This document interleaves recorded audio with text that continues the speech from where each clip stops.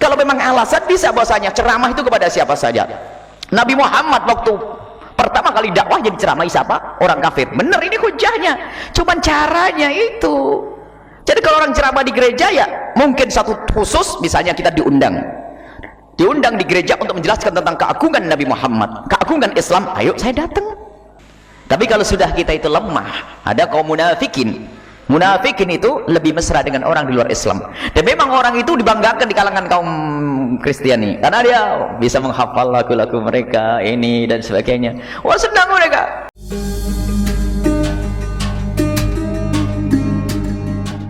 Berceramah di gereja, kalau pada hakikatnya menyampaikan kebenaran itu di mana-mana, apakah di gereja, di kuil, di ini menyampaikan kebenaran adalah hak. Cuman permasalahannya adalah di saat seseorang melakukan sesuatu, ada hal-hal yang tidak dicermati dan diperhatikan sehingga menjadi mudaratnya lebih gede, musibahnya lebih besar. Kalau misalnya yang menjandang-adakan ceramah di gereja adalah orang yang betul-betul disiplin tentang urusan agama, misalnya dia menegakkan kebenaran, misalnya apa? Meyakini bahwasanya kekafiran adalah kekafiran, setelah itu harus berlemah lembut, maka di saat mengadakan ceramah di gereja tentu tidak akan ada yang bertanya.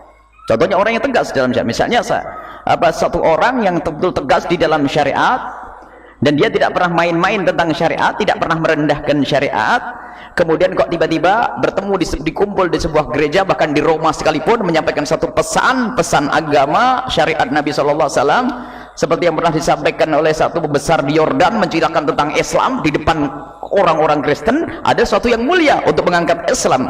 Akan tapi ada orang ceramah di gereja itu sampai saya tidak pernah kenal orang tersebut, hanya kita diberi sebelum mendapatkan video tentang ceramah tersebut, kami sudah mendengar bahwasanya ada video-video yang disebarkan dan orang yang bercerita mulutnya itu tajam, kotor, kemudian dia bergaul dengan orang-orang yang tidak punya kecemburuan kepada Islam. Setelah kita lihat di dalam ceramah tersebut, mengucapkan sholawat saja ditarik, sholawat saja ditarik, kayak nyesel dia bersalawat kepada Rasulullah SAW. Allah SAW, kok sholawat ala Nabi. Jadi kayak main-main tentang Islam. Nah, kalau sudah ada tanda-tanda semacam itu, apa? Biarpun kalau beralasan sih, kalau memang alasan bisa bahwasanya ceramah itu kepada siapa saja. Nabi Muhammad waktu pertama kali dakwah jadi ceramah siapa? Orang kafir. Benar, ini hujahnya. Cuman caranya itu.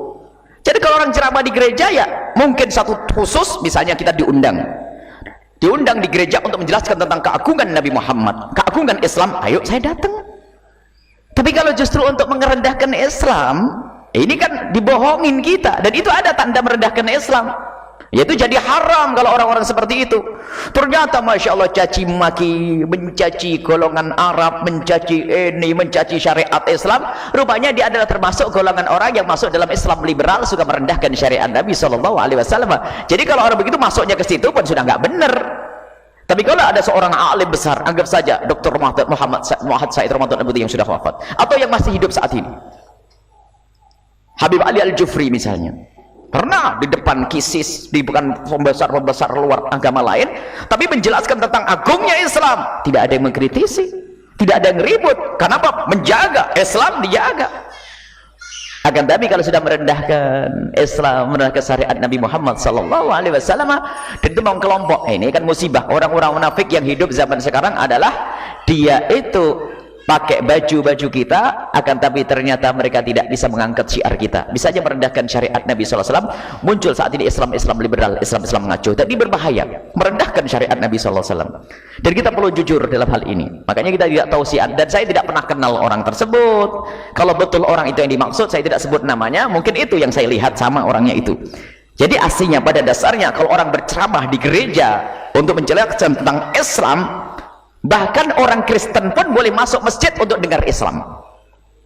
Orang Kristen boleh masuk masjid untuk dengarkan Islam. Sama kita masuk gereja untuk berbicara tentang Islam boleh. Cuman harus jelas tujuannya. Orang yang bisa mengagungkan Islam, membawa atas nama Islam. Akan tapi kalau sudah saya lihat di webnya, saya lacak webnya siapa, waduh caci maki, ngolok-ngolok kaum habaib, ngolok-ngolok ini kelas setan, kelas iblis, kelas ini. Ini bagaimana? Saya tanya lagi, benarkah webnya dia, benarkah tulisannya dia?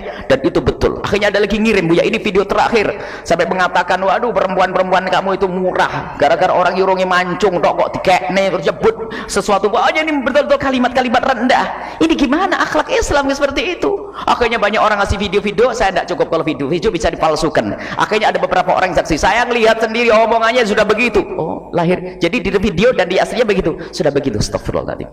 Sudahlah, jauh-jauh dari orang seperti itu. Kita perlu orang berikan contoh dari lidah yang mulia, berpegang kepada akidah yang benar yang diridhai oleh Allah Subhanahu wa taala. Itu ada video dikumpulkan ke saya. Saya tidak mau hati busuk, hati saya kotor dengan siapapun. Cuman hanya perlu menjelaskan bahasanya, memperjuangkan Islam tidak harus merendahkan Islam.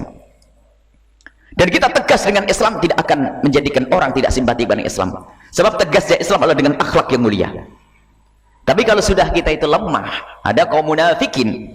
Munafikin itu lebih mesra dengan orang di luar Islam. Dan memang orang itu dibanggakan di kalangan kaum Kristiani, karena dia bisa menghafal lagu-lagu mereka, ini dan sebagainya. Wah, senang mereka. Orang-orang Kristen senang ini lumayan, ini umat Islam diajak merendahkan umat Islam, kan gitu. Kita tidak usah berurusan dengan yang begitu. Kita perlu guru yang istiqomah. Kita perlu yang membawa kita kepada kebenaran. Allah dengan syariatnya tegas tapi harus indah. Itulah akhlak Nabi Shallallahu Alaihi Wasallam. Jadi kalau terbukti dia adalah orang yang soleh, baik di saat masuk gereja, ada contohnya ulama-ulama terdahulu. Akan tapi kalau sudah omongannya dari ceramahnya, saya akan mengikuti ceramah itu dari awal sampai akhir. Subhanallah, yang jadi ejaan Islam. Jadi Islam itu jadikan bahan ejaan. Gimana kok orang nggak sadar? Oh, kata bahkan ada yang komentar waktu, kok begini Ustaz? Gimana begitu? Itu biasa. Ajib, aneh. Orang Islam direndahkan dianggap biasa. Berarti kamu juga sudah bermasalah ini yang cerita ke saya. Saya komentari, minta komentar. Saya komentari gimana ini? Aduh, kok begitu kalimat-kalimatnya? Kalimatnya kenapa sih? Kok ada kalimat begini? Wah, itu kan biasa, nggak ada. Sudah merendahkan Islam dianggap biasa. Jadi banyak yang kena virus hal-hal yang semacam itu. Hati-hati ya, sekarang banyak orang yang mengaku dirinya tokoh atau dianggap tokoh, akan tapi dia tidak pernah punya kejemuran kepada Islam, merendahkan syariat Nabi Shallallahu Alaihi Wasallam.